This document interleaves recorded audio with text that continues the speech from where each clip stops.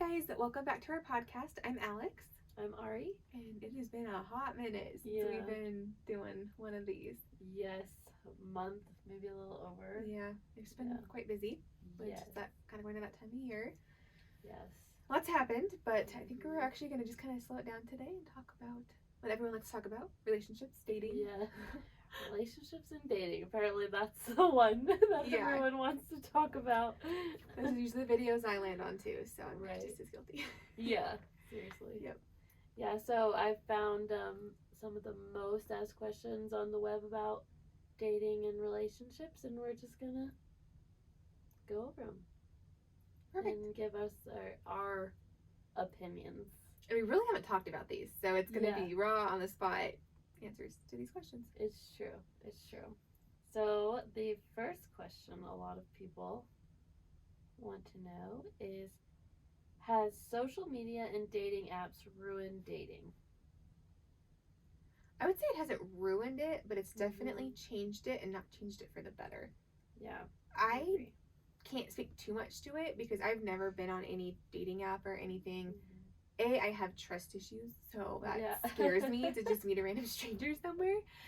And then B, I wanted it to be natural and not forced. I mean, I get why people do that, but it's like I grew up watching Disney movies and Hallmark, so I wanted that moment. Right. And so I just didn't really have the desire to do it. But I think it can be kind of a superficial way to meet people because everyone can portray someone who they aren't over texting, a phone call, even FaceTime.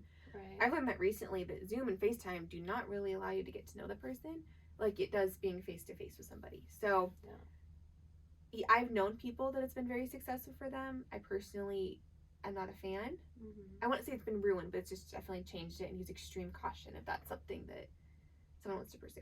Right. Yeah, I agree. I definitely think like everybody should pray about it. I know a few relationships that are successful from a dating app.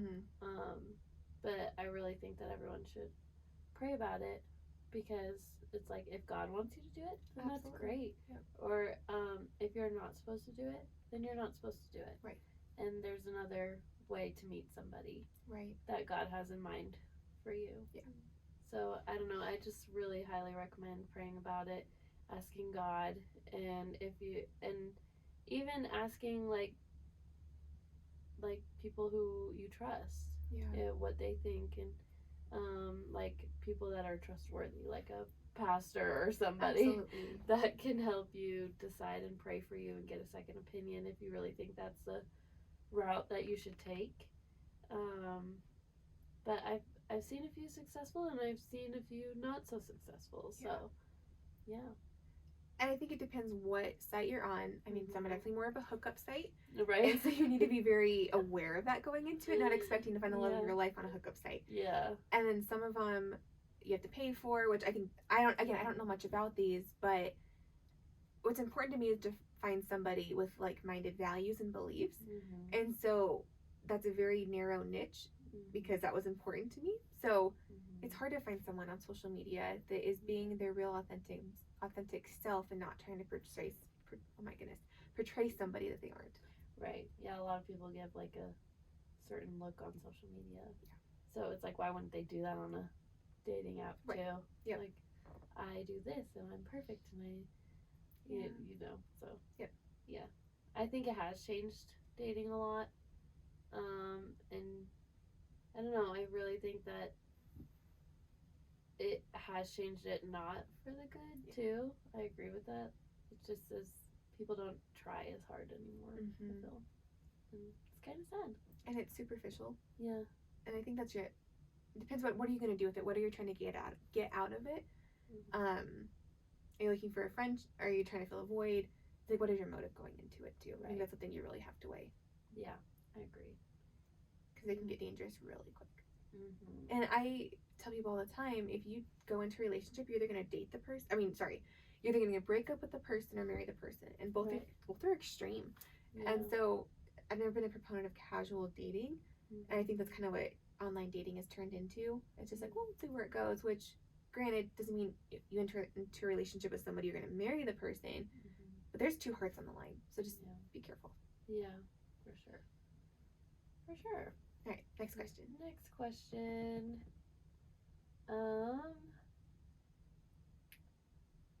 We'll not do the video games one. Do you want to talk about the video games one?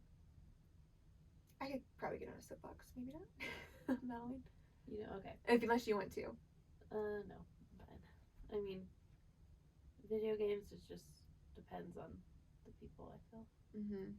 There's a lot of other factors that go into that. Yeah, that's just a preference, I would say. But this one is, how do I build trust in my relationships? Do you want to start with this one since you're happily married in 8 years? I mean, trust in a relationship takes time, I think. Mm-hmm. You obviously communicate with the person.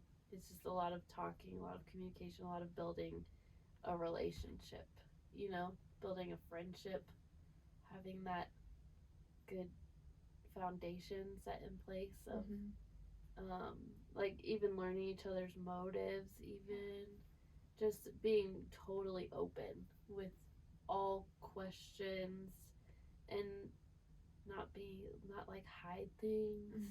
You know, like sometimes even in married relationships, people just hide weird things, like if they bought something or you know, like it's just like keep communicating with the person.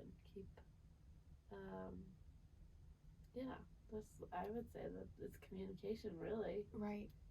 I think so too, in communicating like your expectations, because I know for females we have high expectations and we just expect the guy to know our expectations, which is not the case. So just being very open with where you're at, where you're hoping things are going, because I know for me sometimes I'll like just get in my head and assume that he should know things or we should be at a certain point. I've learned a lot over the last couple months being in a relationship, but I think that can kind of go into trust. It's like, because they're letting you down, but yet you haven't communicated where you're at with them either. Right. And so it's not being fair to them. So therefore I'm looking at them differently than just being open where I'm at. That's not easy to do, being vulnerable with somebody, but it's definitely worth it. And you'll find your relationship grows deeper when you do share the hard stuff. You do share all the good, all the bad, your emotions, your hopes, your dreams. Like it goes a long way. Yeah, for sure. That's true. I mean, you kind of know if someone is trustworthy too. I feel like a lot of people get in relationships and they're like, I can change this person into be a good person, you know, like, and it's like, I don't know about that. Like, if you can't trust them with your most like detailed, like little hidden things that you feel like you will only tell someone that you trust, if you don't think that they will like treasure that, then that's just a red flag right there anyway. Absolutely. Yep. So it's like sometimes you just kind of know if they're trustworthy too. And you don't want to excuse behavior. If you find like one thing they're hiding from you, the chances are there's going to be more. Oh yeah, for sure. Yeah. It's like, even if you really, really like the person, you can, if there's red flags, you really got to pay attention to those red flags, because you don't want to be married to a red flag. Nope. You will lose trust. You won't have any trust. It will just be a disaster. And trust is so quick to break and so long to build it back up. So once it's lost, it's not easily built back up. That's why it's so important that you guys are open and honest, because once that's broken, that can be a make it or break it for a relationship. Yeah, that's true. So just don't give them anything not to trust. Right. Yeah. You be open, you be honest, and you kind of know deep down inside if they're trustworthy. And be the person that you're expecting them to be too. It's not a one-sided thing. You need to be just as open and honest with them as you're expecting them to be with you. Yeah. Because they're going to see right through your dishonesty if you're being sneaky and hiding things. Yeah, that's true. Be careful. This is, how do I get over a relationship or a breakup? Let me start. Sure. Break soul ties with them. Even if you weren't physical, that will do a world of difference. Because just by building a relationship with somebody, you're building up soul ties. And so once those are broken and you seal them in the blood of Jesus through prayer, that is the best way to do it. And give yourself time to heal. You don't, it's not fair to you or another person if you rush into another relationship just because you're lonely or you're trying to fill a void. Let yourself be filled up by God before you even try going to find another relationship. Mm-hmm. I've seen so many people that are so broken thinking that another person's going to fix that brokenness, and it just leads to disaster. Yeah. So you need to be completely healed first, and that's only through God. I don't know any other way of doing it. I know. There's no other way besides God. Yeah. I feel like a lot of people look to a lot of worldly things in order for them to heal. Like, oh, we'll just find you someone else, or let's go party, or let's go do all that stuff. And it's like, no, you need to spend time with God, and you need to ask Him to, again, break that tie that you made with your heart, and just be like, God, I give you my heart, you fix it, and bring me the right person when it's time. And I really, really feel like a lot of the times people do not need to try to find somebody. It just happens. And it's so cliche, but it is so true. It does. Like, everyone's, like, trying to find this person. It's like, man, we just gotta trust God. Yeah. Like, just trust in God. He'll bring you the person at the right time. He will do it, and you'll probably have a better relationship than the one that you tried for. That is so true. And it's okay to dream with God. He wants to know every intimate part of our lives. He wants to be part of our life stories. So sit down with God, and I mean, I've heard two sides of this. It worked for me. But, like, write a list. Like, what are your non-negotiables? Don't be superficial, but things that you are not willing to compromise on, because I think it changes it when you can actually see it. Yeah. Because I have compromised with some guys on certain beliefs. I mean, not physically, but looking back, I'm like, why did I even entertain that when we were so different on these things that were so important to me? But it was for the sake of, well, maybe he'll change, or maybe I'll try to make it work. And I'm like, so stupid. Yeah. Now that I'm with the guy that I'm going to spend the rest of my life with, it is so worth the wait. It's not worth compromising with someone you're not, and bringing God in on your love story, because He is more faithful and more good than I ever could have imagined. Right. In that. Yeah. But if I would have tried to do it in my own might, I would not have ended up where I'm at right now. It's true. Yeah. It's like we always try to do it with our own strength, and we're like, God's not on the right time. He's totally off. But no, he's got it all figured out. He's got the right plan for you. Yeah. And just don't even try, and just trust in God and heal with that broken relationship, and pray that He just heals you and brings you back to who He plans for you to be. Yep. And be the person you want to be with someday. Yeah. That's something I had to learn. Like, I had all these expectations, and when I self-reflected, I'm like, well, I'm not that person. And that's kind of a tell if you're ready for a relationship too. So if you are going out of a breakup and you're like, well, I want this guy to be like this, this, and this, are you those things? Right. And that's where you need to get with the Lord and get on that same page of letting God shape your life into who He's creating you to be. Yeah. It's like, God, I want somebody who has the strongest relationship with you. Well, do you have the strongest relationship?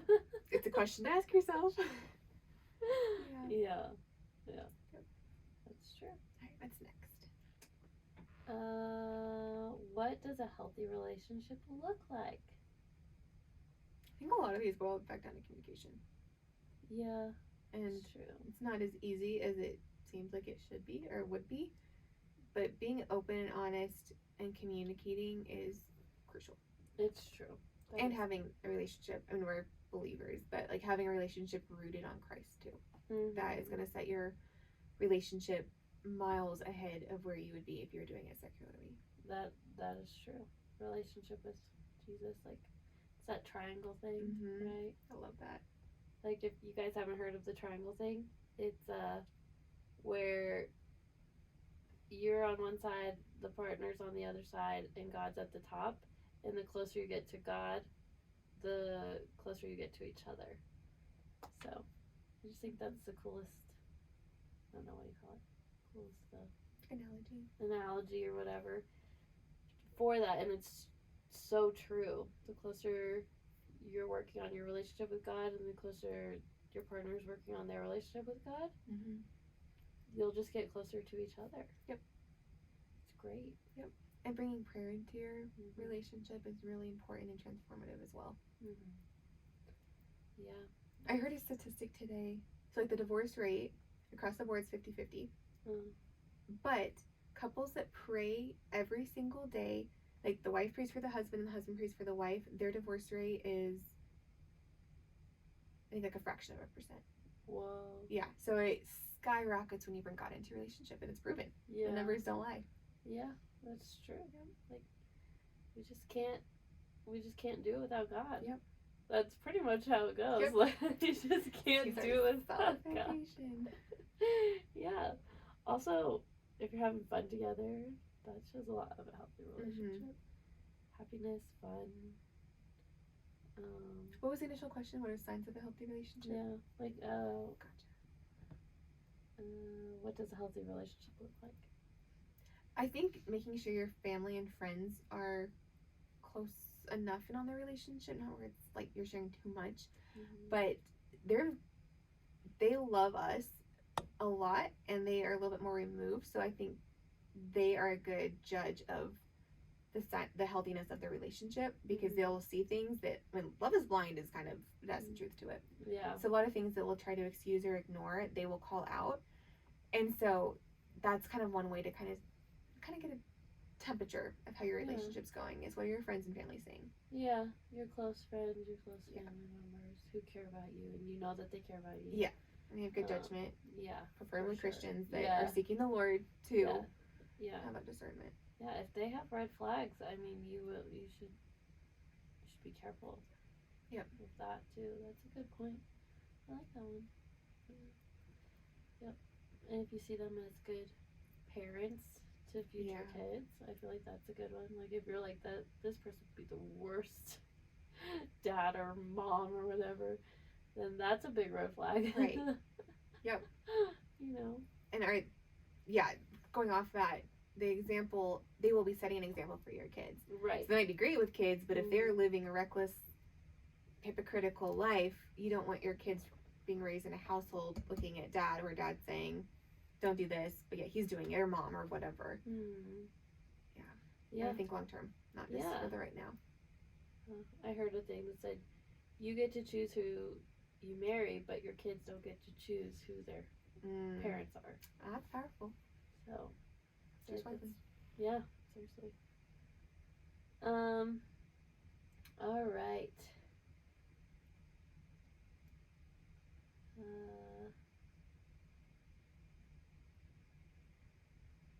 What does it mean when a man says he has no expectations?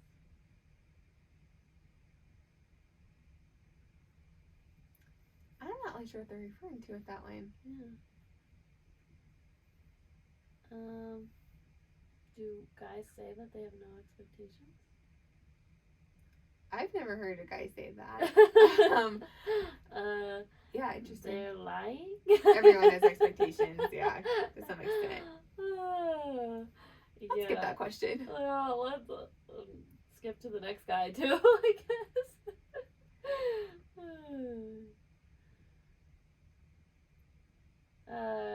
So this one says, is my boyfriend overreacting to my friendship with another guy?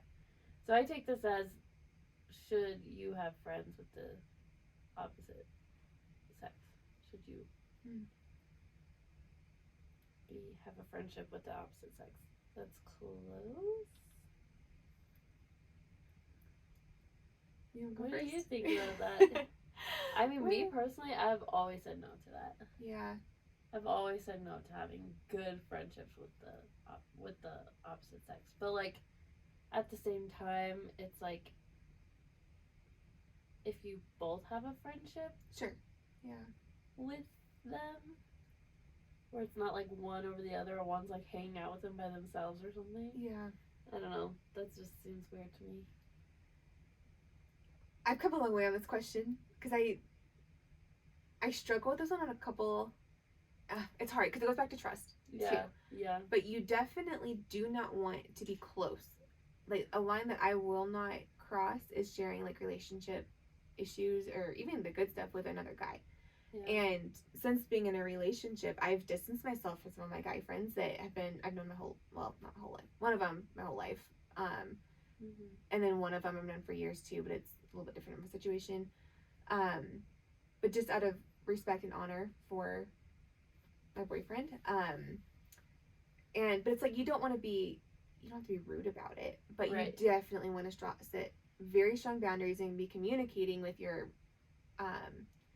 person you're in a relationship with to see where they're at too. Because in my head, I'm like, I was justifying me talking to one of my guy friends, but then after talking to him and hearing his perspective, I'm like, oh snap, I did not think about it from that perspective, and he was totally right. Yeah. So it's like, okay, I put up really strict boundaries. We aren't talking, and it wasn't because of any kind of control or anything on my boyfriend's part. It was just, I was not honoring and respecting him.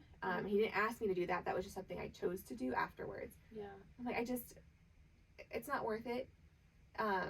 There's other guys in this guy's life that he can go to for relationship advice, and he wasn't coming for relationship advice, but life advice, you name it. Like, he should not be coming to me. And I was not going to him, but I just had to remove myself from the situation. Yeah. I mean, it's not that people can't have a relationship. I just feel like it's just, there are definitely boundaries. Yeah. That are set in place, especially because I feel like it has nothing to do with trust. It just has everything to do with well, if you're married or if you're dating that person, why would they rather hang out with them than you? Yeah. And build that relationship instead of building the other relationship. Absolutely. I don't know. It's a little rocky. Yeah. And I think a good judge of that too is like, okay, if the tables were turned, would you be okay having a friendship with a girl or whatever? Right. And just kind of switching it, it puts it into perspective. It does. Yeah, it kind of does if you kind of like switch that role. And, that was changing for me. I'm like, in my head, I'm like, this is totally innocent. But then I'm like, okay, if it was reversed, I trust them so much, but like, it just gets awkward, and it's not worth it. I just don't think it's worth it. Yeah, there's definitely some boundaries to be put in place. And hopefully you and the person you're with agrees on those boundaries, and the friend understands. I mean, if they're a true friend, I feel like they would understand. Right. And if they're being weird about it, then that's weird. Yeah. Yep. And then that's weird. You just need to communicate about it. Yeah. It's not a one size fits all. Right. How many dates does it take to know if there's real potential? You can go first. I feel like it depends. I feel like these questions, it really depends on the person. Yeah. I think you know in your in your spirit. Yeah, I think so too. Like I feel like, well, I was 14, 15 when I met my husband, and I wanted to marry him since day one. Yeah. But that's just how it was. You know, I was just like, yay, I have a boyfriend, I'm gonna marry him. Here you are, all these years later. Here I am. But I feel like some people take a little bit longer when it because of their background or whatever, and trusting and their hard life could make a difference. Yeah. With how long that takes. But I mean, I would say if you meet the person, you pretty much know if they're the one or not. You always told me that, and I'm like, yeah, whatever. Yeah. It's true. It is. Yeah. It's true. Yeah. Yeah. You're like, I don't know, maybe I force them to be the one. It's like, you don't have to force it. When it's the right one, it just happens naturally. It really does. Yeah. Not that life's perfect, but yeah, it happens so naturally. Yeah. And some people try and try and try and try. It's like, why are you trying? Like, just stop trying. Yeah. You don't need to try. Yeah. Move on. Yeah. Like, don't try after, like, maybe in 7 years. It's like, you could have saved yourself the 7 years. You could have saved yourself the 5 months, whatever it was. You really do know. You really do. You do. And that's, bring God in on that too. Right. I mean, for me, over the years, God told me a lot of stuff about my future husband, so it was pretty easy. I mean, it's a different feeling, but also I had so much confirmation from over the years from God telling me certain things. Mm-hmm. So it kind of gives you a leg up a little bit when you bring God in on it. Yeah, it does. Oh, this is funny. Number 10 is how can I tell if he or she is the one? That's so funny. Do you think there is the one for everybody? A lot of people ask that question. Do you think there's only one person? Or like there's like just the one? I think I do. I think it's the person God's planned for you to marry. We can miss the mark. Right. And I'm not saying if you can marry the wrong person, you have no hope. Yeah. It's like ultimately God knew you were going to marry that wrong person. So I think in essence it still kind of turns into being the one. That is not to say just marry whoever you want and because you just want to really listen to God. But if we miss the mark, I don't think it's not like all hope's lost. Right. But I do believe that God has predestined us to marry a person. Mm-hmm. Ultimately he knows, but he also has like writes our love stories and has a plan. Yeah. So I don't know if you'd call it the one, but I don't know how to answer. How would you answer that? I really think God has a person in mind for us when we're born. But like you said, not everybody goes with God's plan. Mm-hmm. And then that doesn't mean that person can't turn into the one. Yeah. I just think the life will be a little harder than God wanted. Mm-hmm. Than God planned. Right. Right? Because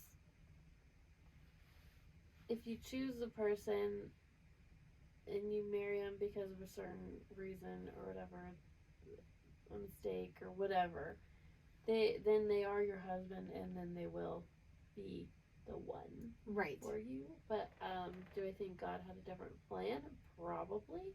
You're just going to walk through a little bit harder of a time in life. Yeah. And I would try to avoid that. Right. Because you want to be in love with the person you're with. And I think God sets everybody up with the person that they will love and that's perfect for them. Mm-hmm. They're not a perfect person, but that was meant to be with them. And I don't know, people always say that there's no the one, but I've always thought that there is the one person for someone. And things happen and not that another person can't be the one too. Yeah. Like if someone. But you also can't go around looking for the perfect person because they don't exist. Only Jesus exists. Yeah, there's no perfect person. Yeah. Yeah. Nope, everybody has their flaws. Yep. And the only perfect person that walked the earth was Jesus. Yep. Yeah, so you just have to like make sure you're not getting more into like an idolization. Yeah. And I think that plays into it too. And I've had to check myself on this. It's like you hope and you dream and you pray for like meeting the one for so long that it can kind of become an idol. That's true. So you just want to make sure you're not letting it get to that point. You're keeping God at the head. He will bring that person into your life in the perfect time and just include him on everything. Yeah. And then it'll just make a little bit more sense and you'll feel the difference. Right. Yeah. The one. It's true. We got to stop forcing things to be it. Right. Like, this person's it. I just want to force them to be it. And it's like, stop forcing it. Yeah. You don't have to force anything that God brings into your life. Nope. You don't have to force it. Not that you don't have trials. Right. He orchestrates your steps. And if you really allow him to, your life will be very good. Not perfect, but very good and much easier than if you don't. He is truly a good God. Yeah. He's not up there with like, how can I make their lives miserable today? He is truly good. Yeah. We're humans. We will make mistakes. We will miss the mark, but that's where grace and mercy come into play. Yeah. Like he doesn't want us to be miserable. Right. He doesn't. And I think he just was really like, as like a parent, you can like see kind of why God does what he does, because you can see like your kid wants something so bad and you're like, you already know that is just not going to be good for them, And you're like, no. And they're like, why? I just want it. You're like, man, God has to deal with this with billions of people, and I can barely handle 2. Oh, he's got a lot of patience. Yeah, he does. He does, but it's like, no, I know that that's not good for you. That will not be good for you in any way. I'm just trying to protect you. Right. I'm not trying to take the fun out of things. Yeah. I'm just trying to protect you, and then if you don't do it, you won't get hurt. Right. And there are if you do it, there are consequences, and then people blame God for when bad things happen. We do live in a fallen world where bad things do happen. That I don't have a great explanation as to why, but I'd be God if I knew, and that's not who I am, obviously. Right. I'm not God, but there are consequences, so we have to just own up to those and take accountability for them. Yeah. It's like with a parent, if you tell the kid not to touch the hot stove and they do it anyway, you were hoping to save them from the burn, but unfortunately they didn't listen, and they got burnt. Yeah. So that happens in life too. It's true. And, if we just listen to God, then we won't get burned. Yep. Not that hard, but does, yeah. Yep. Yeah. It's easier said than done. Yeah. That's for sure. Yes. That is for sure. Well, thank you so much for watching. Yes, thanks, guys. Yeah, interesting questions. We didn't really screen these beforehand, so we were just kind of going on the spur of the moment. Yeah. I thought it went good. Hopefully you guys did too. And maybe if you like this kind of video, just let us know in the comments down below. And yeah, like, comment, share, subscribe. All the good things. All the good things.